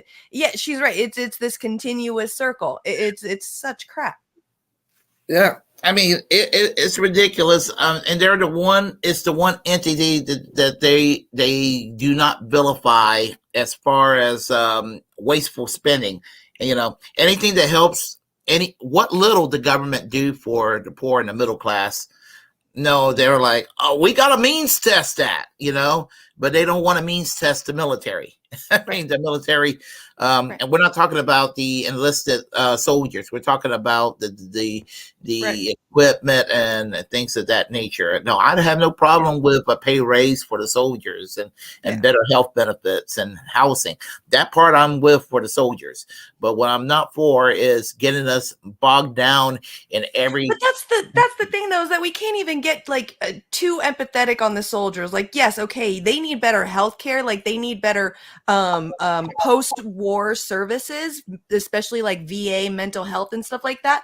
But when they're in the military, they are so taken care of. As long as you live on base, your housing is free. You have no bills, none of that. You are living for free on base. And if you have family, like a husband or a wife and some kids, you get a bigger house. Like, the more family members you have, the bigger house you get. Yeah, plus their stores out there are tax free. You go to the grocery store on base, or any kind of store on base, no taxes whatsoever. You don't pay taxes. I grew up on base. I grew up on Edwards Air Force Base right next to Rosemead in Mojave, California. I still to this day remember going to the thrift store. So like the used clothing store that they had on base, everything was free. You don't have to pay a single penny in the thrift store because people go in and donate all this stuff there. So it's just for the people on base. So tax-free, no rent or mortgage or anything like that. Plus, like, a lot of stuff you get is free on base. So they're really well taken care of. Now, when my dad was in the Navy, and he was at Roosevelt Road, U.S. Naval Base in Puerto Rico, and that base is closed down, by the way. I mean, it was one of the largest bases in the world at one time, and they actually have some underground. They actually have some underground cities in the mountain areas. There's some kind of fascinating things about that base out there. Yeah, they actually have it they actually had it set up during World War II. So if the Germans would have taken over Great Britain, the British government and the royal family would have been able to go to that base, and they would have been able to live there under German occupied Britain if that would have taken place. So the little things like that, it's fascinating to hear about. But while my dad was in the Navy, he the home he had, the home he had, it was he described it was kind of a lavish home that he lived in. It was free, like you said. And he told me that when he and my mom got married, I mean, they were living at high and large. And he almost regretted leaving the military, but he wanted to go and get his master's degree. And then he went into teaching, and he's like, well, maybe the Navy seemed like less like a war zone than teaching. So, yeah, so there is that. Yeah. But anyway, yeah, that's true what you just said there, and everything. But they're wasteful with things like $600 toilet seats. I remember them talking about that at the Pentagon, which It's With true. inflation, I'm sure it's $1,800 now. It's true. It's true. My aunt's work, she worked on the flight line, right next to the flight line. It was called the NDA lab, the JOPE lab. And what they do is they would take the oil samples from the jets that would come in and land and make sure that there was nothing inside the oils. So that way that, it can fly off again and, all that stuff.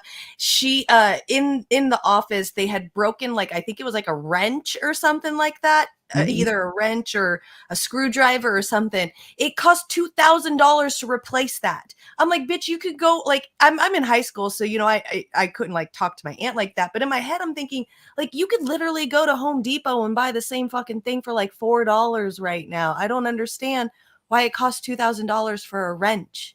It made no sense to me. That's where part of the national debt amounts up right there. Yeah. But that's the part of the national debt that these so-called fiscal conservatives they don't even discuss. And they're like, well, that's okay. I mean, that's their mindset. Yep. So, as an organization, they didn't endorse it because they disagreed with some of the anti-LGBTQ views of some of the speakers.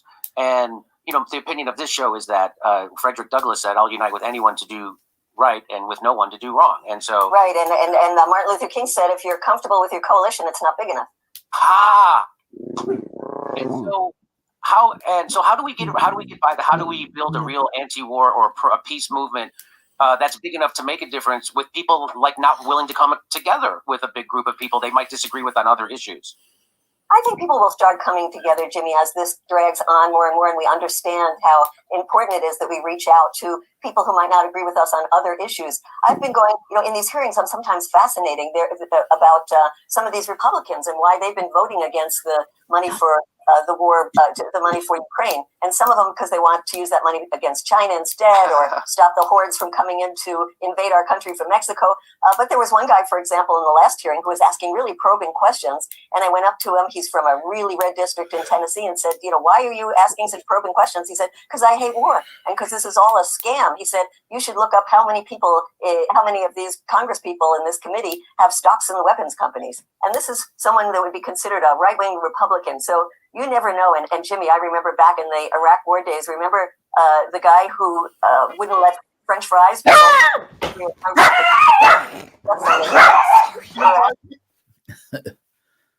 All right.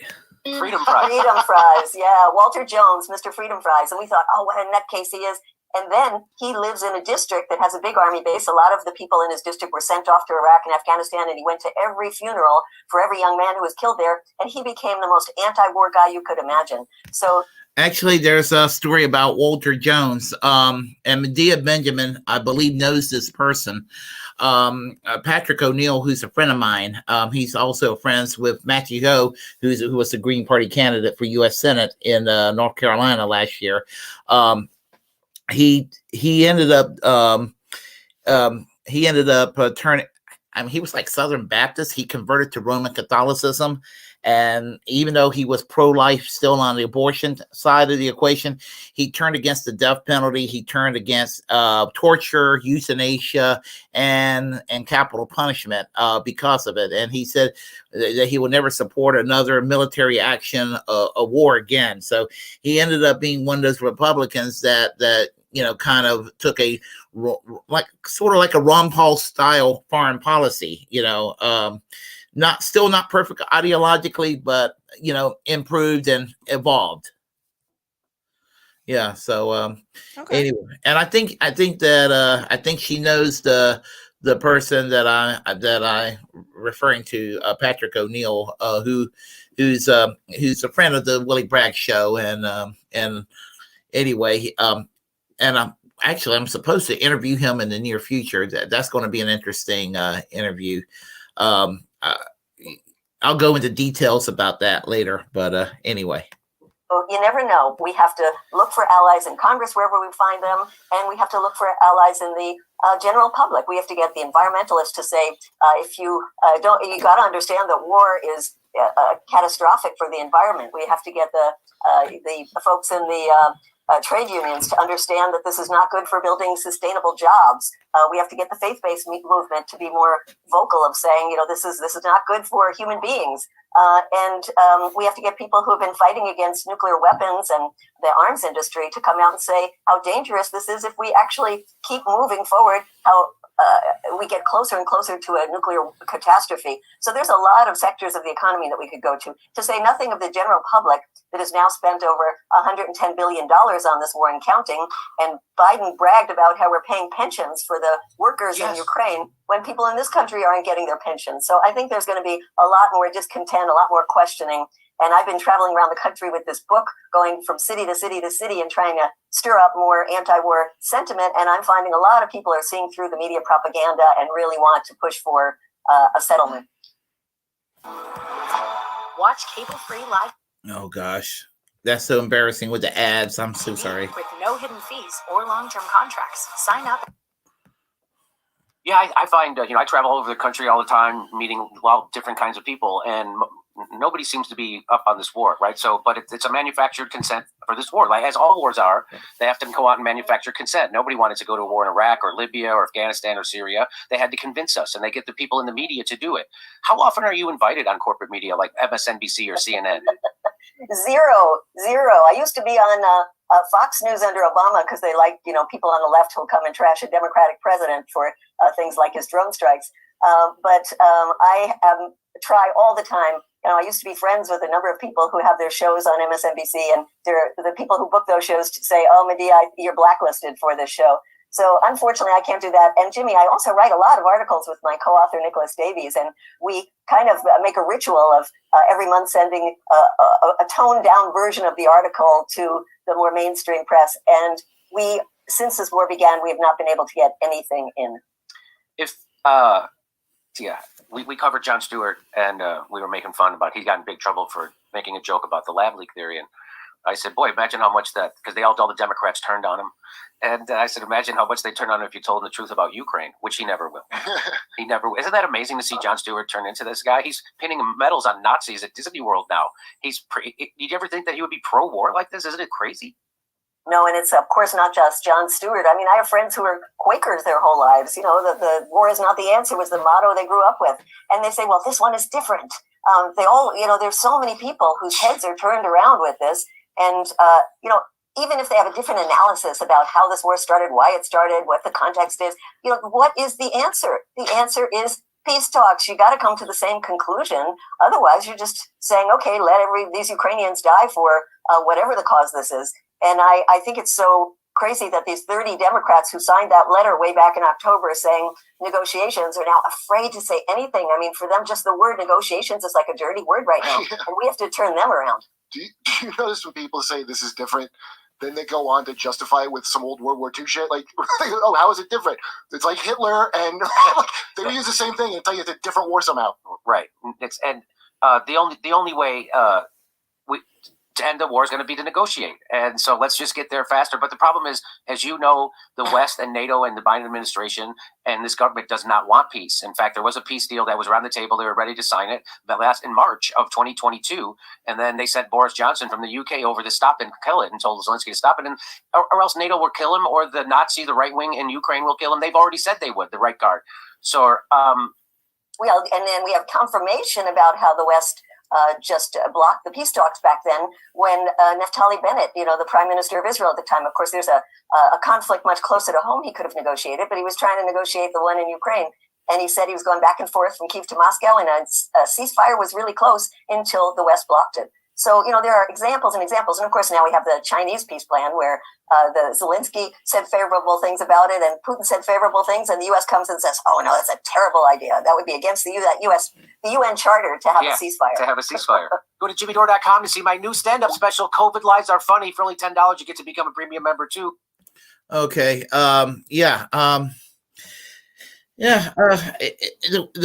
Everything's just crazy. With the people's minds just went nuts with this whole Ukraine situation, because a lot of people on the right who are correct about Ukraine don't fully realize Russia's friendly with China, and a lot of them want to rattle saber with China. They rattle saber with China, they're going to also be picking a fight with Russia at the same time.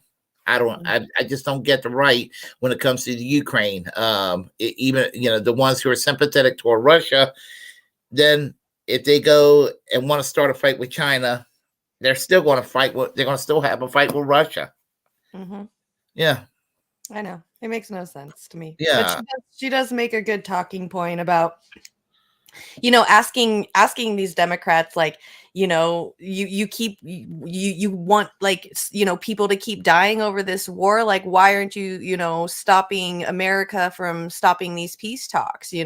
Like, we blocked the peace talks, and then not only did we blow up a bridge, but we blew up Nord Stream pipeline. Like, we're just instigating these wars and not allowing any kind of peace talk. So but then you talk to these left wingers and they're just like, well, doesn't Ukraine deserve sovereignty and to be able to live and survive? And I'm like, and Medea just now, like, I think that's what I'm going to be using from now on. Yeah, Ukrainians deserve to live. That's why this war should fucking stop. Like, exactly. Period. Exactly. And well, a lot of people, there's a lot of people who think I'm pro Russia or something. I'm like, no. I am anti-war, whether it's coming from the U.S., NATO, or whether it's coming from Russia. I support the people of the Ukraine. I support the people of Russia.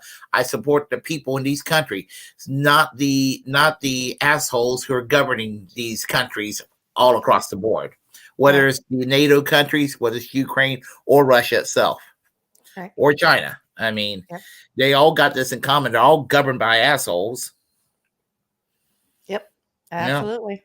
I already live with Putin's puppet right here, so I don't need another. Oh, yeah, Putin's puppet. Yeah.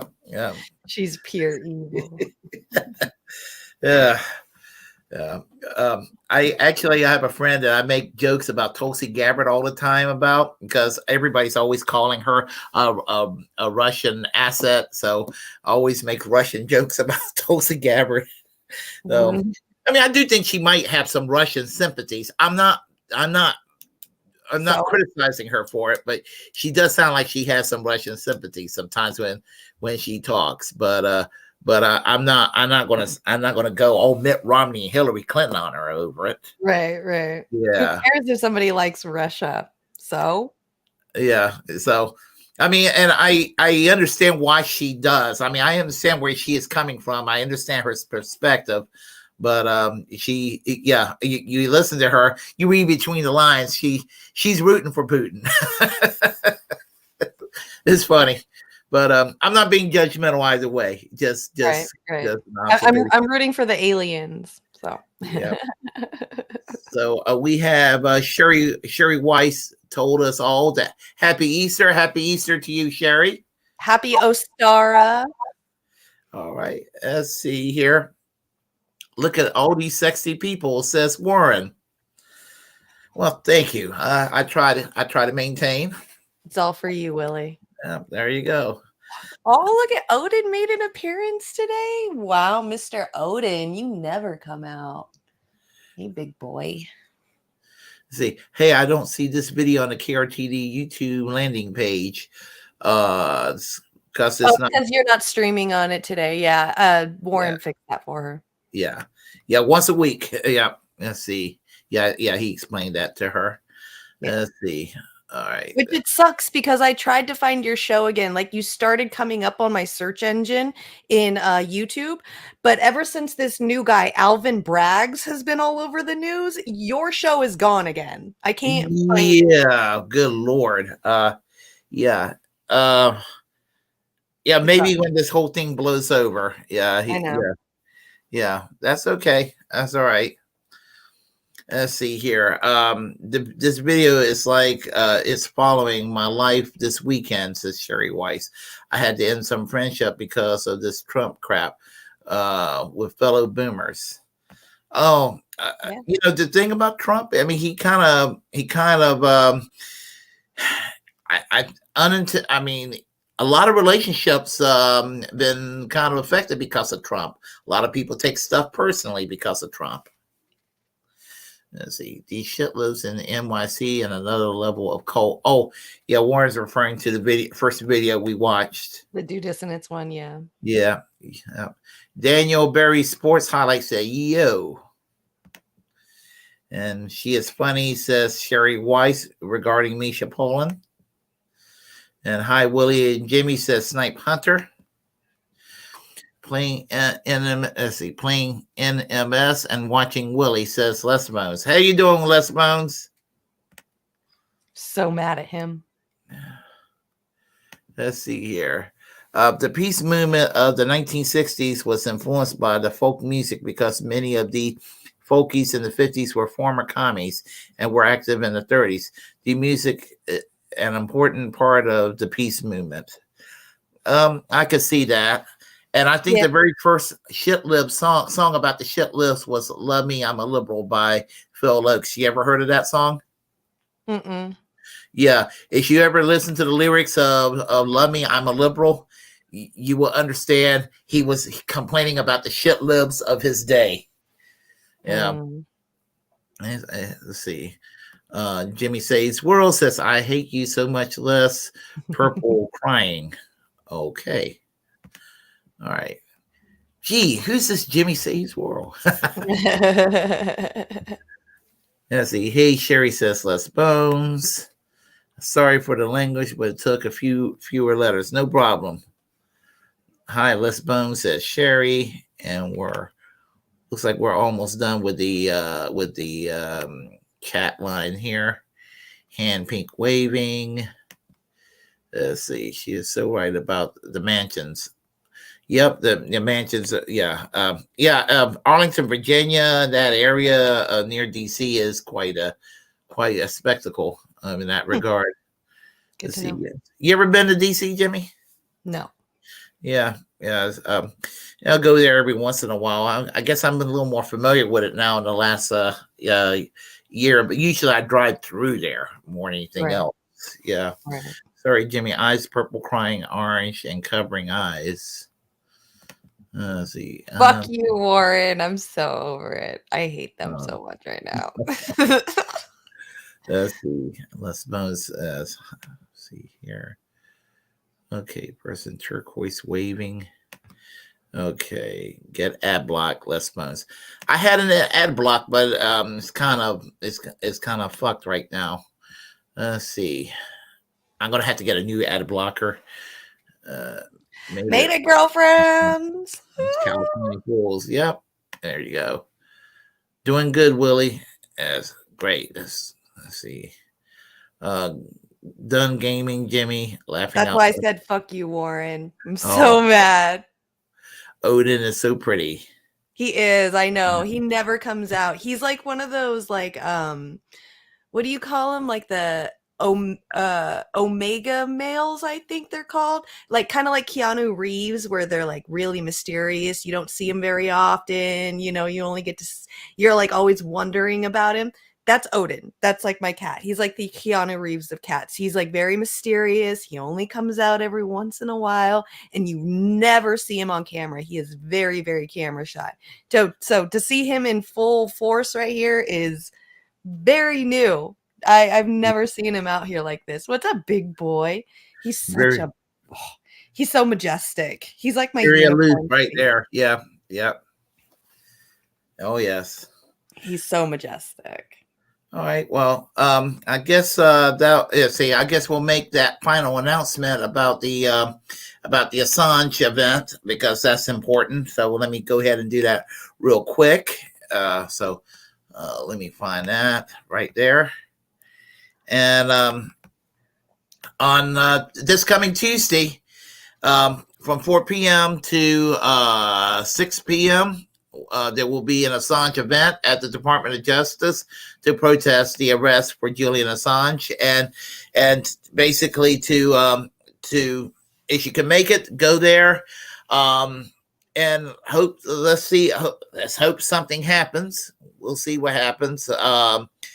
And to commemorate the 4th year of his arrest, and symbolically, Tuesday is the day to be there because it's important to be there on the day it happened to make a statement.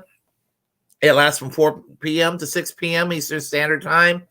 10th in Pennsylvania is the address, and that's at the Department of Justice. So if you can make it there, please do so. Misty Winston would be most appreciative of your attendance there if you can make it. So, all right. So, anything going on, Jimmy?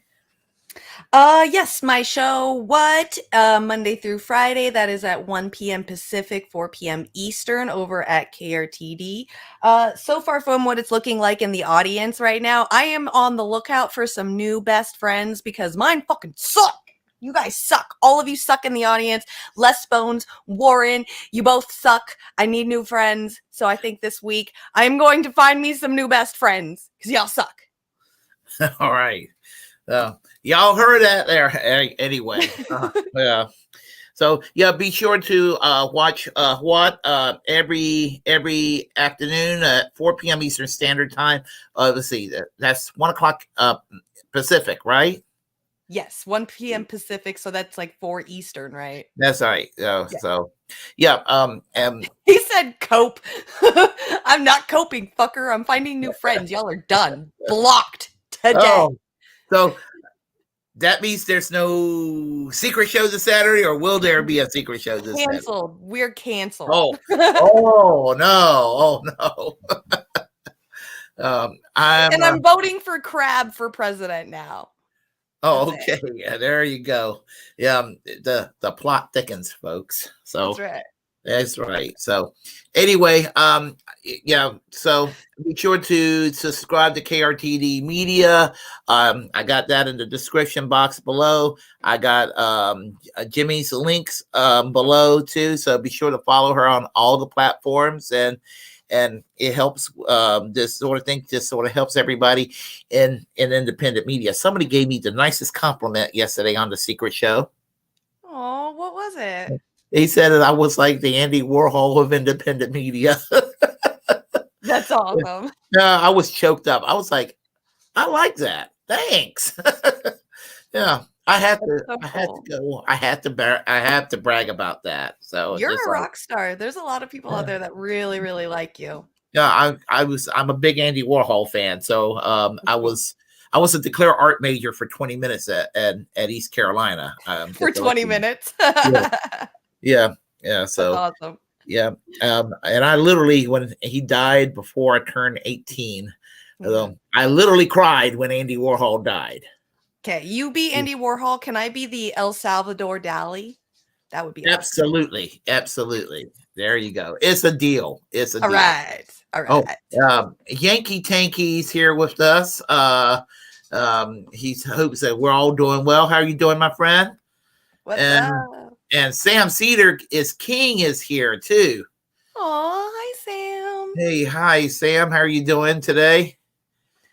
Don't worry, Sam. You can scroll it back and watch the video and all that. We're glad you're here just the same, though.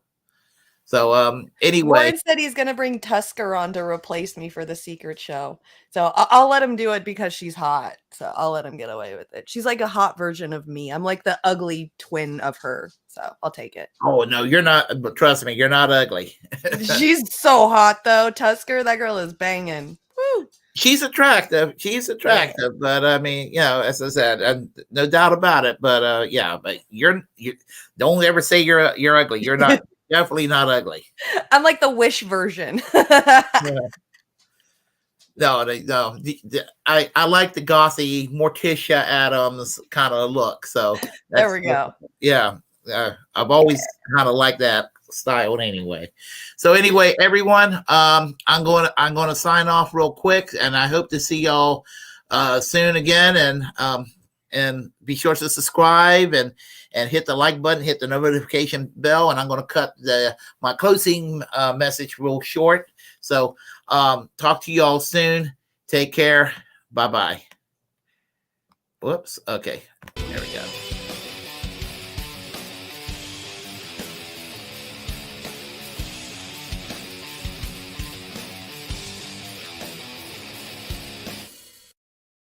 Velvet Trance is hot.